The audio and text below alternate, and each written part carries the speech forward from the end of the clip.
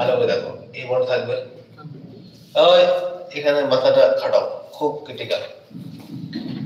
এই 6 এর সাথে কে লাগবে? 1 লাগবে না 2 লাগবে?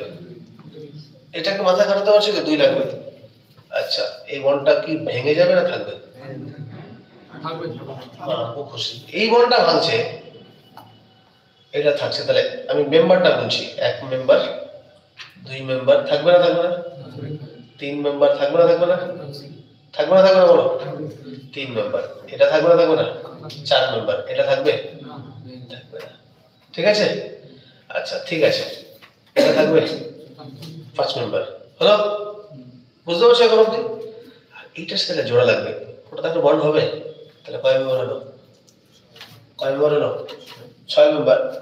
তাহলে এই 6 মেম্বারটা এর সাথে যুক্ত হবে, তাহলে প্রোডাক্ট যেটা হবে সেটা এরকম দেখো।